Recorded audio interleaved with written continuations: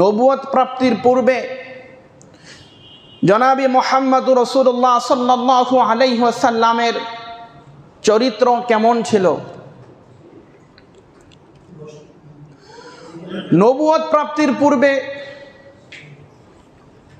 গোটা বিশ্বে নবী পাক সাল্লাল্লাহু আলাইহি ওয়াসাল্লাম তার চরিত্র ছিল এক সুমহান ভাণ্ডার। নবীজির সততা, বিশ্বস্ততা, দয়া, দানশীলতা, ন্যায় নিষ্ঠা, তার আমানতদারি, আত্মীয় স্বজনের সাথে ভালোবাসা, বন্ধু বান্ধবের প্রতি সহানুভূতি, সহমর্মিতা, মোট কথা সমস্ত সৃষ্টি জীবের প্রতি, সৃষ্টিকুলের প্রতি আমার নবী এমন এক সুমহান চরিত্রের অধিকারী ছিলেন বলে গোটা পৃথিবীতে মুহাম্মাদের অদ্বিতীয় পৃথিবীতে আর কোনো মহামানব এমন উত্তম চরিত্রের অধিকারী হিসেবে পৃথিবীতে আবির্ভাব আর হবে না। এর জন্য কবি বড় চমৎকার ভাষায় বলতেছেন, সারে দুনিয়া তৈ কিয়া মাই মিসলে তু দেখা নেহি, सारे दुनिया तो किया मैं मिसले तू देखा नहीं, तेरे मानंद खूबसूरत चाँद भी होता नहीं। ओ मोहम्मद বলে পূর্ব থেকে পশ্চিম, উত্তর থেকে দক্ষিণ পর্যন্ত আমি পুরা জাহান, পুরা বিশ্ব ঘুরে ঘুরে দেখেছি, কিন্তু হে মোহাম্মদ আপনার মতো এত সুমহান, এত উত্তম চরিত্রের অধিকারী পৃথিবীর আর কাউকে আমি দেখি নাই। সুবহানাল্লাহ। নবীর চরিত্র এত সুন্দর ছিল, বলে তোমার চরিত্র এত সুন্দর, ওগো মোহাম্মদ আপনার চরিত্র এত সুন্দর, বলে আপনার চরিত্রের মতো এত সুন্দর চরিত্র পৃথিবীর অদ্বিতীয় কাউকে আর দেখি নাই। শুধু নবীজির চরিত্র বলে শৈশবেও নবীজির চরিত্র এমন ছিল, বলে গোটা আরবের মধ্যে বলে শিশুদের তাদের আচার আচরণ এমন ছিল, তাদের ভিতরে লোভ লালসা, হিংসা বিদ্বেষ, মারামারি কাটাকাটি, হানাহানি, মূর্তি পূজা, অগ্নি পূজা, প্রতিমার নামে পূজা করা, প্রতিমার মান্যত করা, বলে পুরা আরবে এগুলা গোটা আরবে সয়লাভ করেছিল। বলে আমার নবীকে আল্লাহ শৈশবে বাল্যকাল থেকে আমার নবীকে আল্লাহ পুত ও পবিত্র রেখেছেন। সুবহানাল্লাহ। ঘটনা এমন পাওয়া যায়, খানায়ে কাবা যখন ম্লান হয়ে গিয়েছিল, প্লাবনে যখন ধ্বংস হয়ে গিয়েছিল, তখন মক্কার কাফের মুশরিকরা চিন্তা করলো খানায়ে কাবা আবার তৈরি করা দরকার। তার চাচা আবু তালেব, তখন নবীজি বয়স একেবারেই অল্প, বলে কিশোর ছিলেন, বলে সকলেই মাথায় করে পাথর নিয়ে আসতেছিলেন, নবীজিও পাথর নিয়ে আসতেছিলেন সকলের সাথে। হঠাৎ করে নবীজি ঘামিয়ে যাচ্ছেন, হাঁপিয়ে যাচ্ছেন। এই দৃশ্য দেখে তার চাচা আবু তালেব বলল, ভাতিজা তোমার লুঙ্গিটা খুলে মাথার মধ্যে বেঁধে দেই। বলে ইট পাথর এগুলো বড় শক্ত জিনিস, মাথার মধ্যে নেওয়া যায় না। তো যখন এই নবীজির সতর খুলেছে, নবীজি সাথে সাথে বেহুশ হয়ে জমিনে পড়ে গিয়েছে।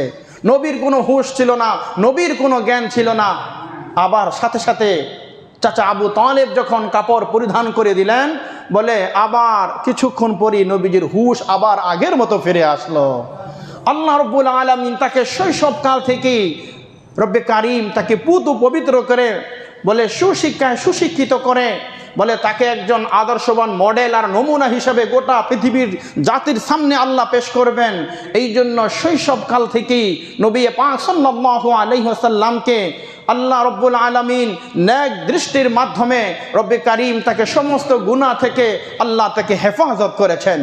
এরপরে 6 থেকে 8 বছর বয়সে যখন নবী পাক সাল্লাল্লাহু আলাইহি সাল্লামের সিনা মুবারক যখন বিদীর্ণ করা হয়েছিল, বক্ষ বিদীর্ণ করা হয়েছিল, ওই সময় নবীজির কলবে আতহার অর্থাৎ নবীজির এই পবিত্র আত্মা থেকে লোভ, লালসা, হিংসা, বিদ্বেষ, মিথ্যা, গীবত, ধোঁকাবাজি, চুগলখড়ি বলে সব কিছু নবীজির এই কলিজা থেকে জিবরাইল আলাইহিস সালাম বের করে জান্নাতের ওই তস্তরি পিয়ালা আর জমজমের পানি দ্বারা ধুয়ে পুত পবিত্র করে নবীজির সিনা মুবারকে একেবারে কলবে আতহার উত্তম পবিত্র কলব নবীজিকে দান করা হয়েছে। সুবহানাল্লাহ। নবী পাক সাল্লাল্লাহু আলাইহি ওয়াসাল্লামকে আরবের কাফের মুশরিকেরা কি সম্মান করত, বলে নবীজিকে কেউ নাম ধরে ডাক দিত না, মোহাম্মদ বলে কেউ ডাক দিত না, বলে নবুয়ত প্রাপ্তির পূর্বেও নবীজিকে সকলে আল আমিন, সত্যবাদী, সাদিক, বিশ্বস্ততাবাদী বলে নবীজিকে আসদুকুল আমিন বলে তারা ডাকতো। নবীর নাম নির্ধারণ করে বলে কেউ নবীকে মোহাম্মদ বলে ডাকতো না, বলে মক্কার আরবের কাফের মুশরিকরা নবীজির এই পবিত্র আল আমিন, সত্যবাদী, আপনি সাদিক, আপনি বিশ্বস্ত বলে এই নামটা আরবের কাফের মুশরিকরাই আমার নবীকে দিয়েছে। সুবহানাল্লাহ। তো মক্কার কাফেরদের সাথে মক্কার কাফেররা নবীজির উপর কি পরিমাণ আস্থা, কি পরিমাণ বিশ্বাস, কি পরিমাণ ভালোবাসা তাদের ছিল, একটি ঘটনার মাধ্যমে একথা প্রতীয়মান হয়, একথা বোঝা যায়। হযরত নূহ আলাইহিস সালামের মহাপ্লাবনে যখন কাবা শরীফ একেবারেই ধ্বংস হয়ে গিয়েছিল, তখন মক্কার বড় বড় গোত্রের লোকেরা, আরবের লোকেরা চিন্তা করলো এটা একটা সুমহান কাজ, সুপ্রসিদ্ধ কাজ, এই কাজটি একটি মর্যাদাপূর্ণ কাজ, এই কাজ যদি আমরা করতে পারি তাহলে আমরা বড় ভাগ্যবান। বলে সকলেই মিলেমিশে খানায়ে কাবা তৈরি করলেন। খানায়ে কাবা তৈরি করার পরে এখন খানায়ে কাবার হজরে আসওয়াদ যে পাথরটি আছে, এই পাথরটি অনেক দামি পাথর। বলে এই পাথরটি খানায়ে কাবায়, কাবা শরীফের মধ্যে কে স্থাপন করবেন, কে এটা লাগিয়ে দিবেন, এই বিষয়ে আরবের গোত্রের লোকদের মধ্যে মতানৈক্য চলতেছিল। সকলেই চিন্তা করলো যদি এই পাথরটি আমি স্থাপন করতে পারি, আমি লাগিয়ে দিতে পারি, তাহলে সেক্ষেত্রে আমি বড় মর্যাদাপূর্ণ হব, মর্যাদাশীল হব, আমি বলো সুনামের অধিকারী হব। ইতিহাসের কিতাবে লেখে তখন গোত্রে গোত্রে তারা যুদ্ধ করার জন্য প্রস্তুত হয়ে গেছে। এক গোত্র বলতেছে এই পাথর আমি স্থাপন করব, আরেক গোত্র বলতেছে আমি স্থাপন করব। তারা যুদ্ধ সংগ্রাম করার জন্য সকলে প্রস্তুত হয়ে গেছে। এমত অবস্থায় তাদের মধ্যে একজন বৃদ্ধ মুরব্বী বলতেছে যে না, তোমাদেরকে আমি একটা সুপরামর্শ দিতে চাই। এই কাবা শরীফের হজরে আসওয়াদ পাথর স্থাপন করার জন্য। বলে কি সেই সুপরামর্শ? বলে আমরা সকলেই এখন খানায়ে কাবার বেষ্টনীর ভিতরে আমরা এখন প্রবেশ করব, যেটাকে বর্তমানে মসজিদে হারাম বলা হয়।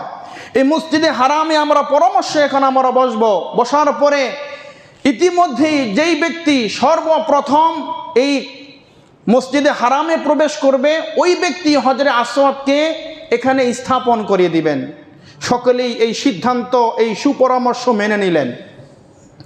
ঘটনাক্রমে হঠাৎ করে মানবতার মুক্তির দূত, মানবতার মুক্তির দিশারি সৈয়দুল আম্বিয়া, সৈয়দুল শুহাদা জনাবে মুহাম্মদুর রাসূলুল্লাহ সাল্লাল্লাহু আলাইহি ওয়াসাল্লাম মসজিদে হারামে প্রবেশ করেছেন। আর নবীজিকে দেখা মাত্রই মক্কার কাফের মুশরিকেরা, গোত্রের বড় বড় সম্মানিত সম্ভ্রান্ত পরিবারের লোকেরা সকলেই বলে উঠল আল আমিন, সত্যবাদী, বিশ্বস্ত ব্যক্তি। বলে বাহ, তোমার আগমন শুভ হোক। বলে নবীজির শুভ আগমনে বলে তারা সকলেই আনন্দিত এবং বললেন যে আমরা এমন একজন ব্যক্তিকে আমরা এই মুহূর্তে পেয়েছি যিনি তার গোটা জীবনে কখনো কোনোদিন একটি মিথ্যা কথা আমাদের কাছে বলেননি, যিনি সত্যবাদী। বলে আমরা নবীজি মক্কায় যখন নবী হয়েছেন, নবী হওয়ার পরেও বলে মক্কার কাফেররা নবীজির প্রাণের দুশ্মন ছিল, নবীজির জানের দুশ্মন ছিল।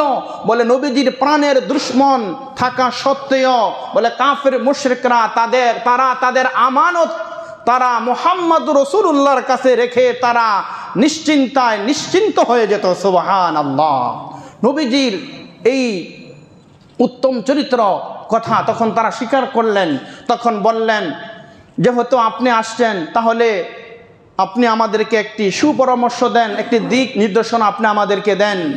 তখন পিয়ারা নবী জনাবে মুহাম্মদুর রাসূলুল্লাহ সাল্লাল্লাহু আলাইহি ওয়াসাল্লামের কাছে ওই আরবের গোত্রের লোকেরা তখন সমস্ত ঘটনা বৃত্তান্ত বর্ণনা করলেন।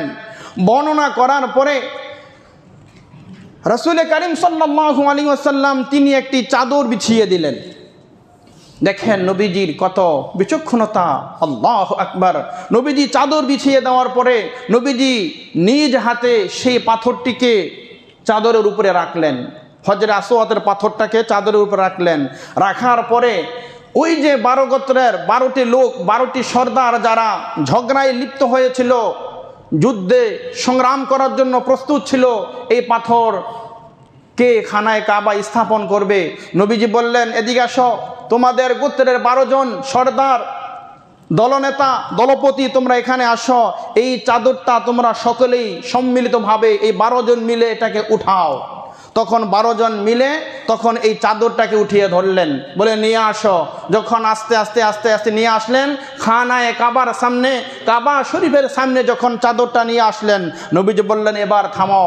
তখন তারা 12 জন চাদরটি ধরে রেখেছিল, আর নবীজি তার স্বহাতে নিজ হাতে পাথরটিকে ধরে খানায় কাবা শরীফের মধ্যে ওই হজরে আসওয়াদ পাথরটাকে স্থাপন করে দিলেন। সুবহানাল্লাহ।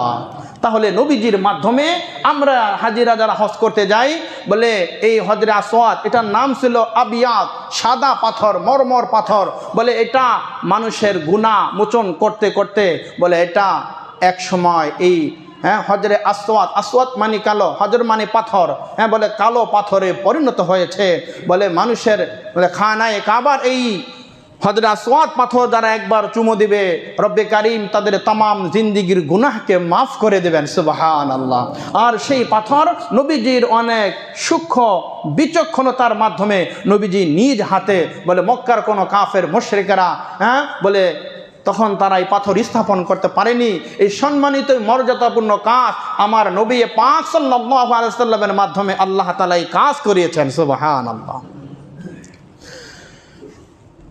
নবুয়ত প্রাপ্তির পূর্বে এই সকল অলৌকিক ঘটনা যখন ঘটেছে, ওই সময় নবী পাক সাল্লাল্লাহু আলাইহি ওয়াসাল্লামের বয়স ছিল 35 বছর।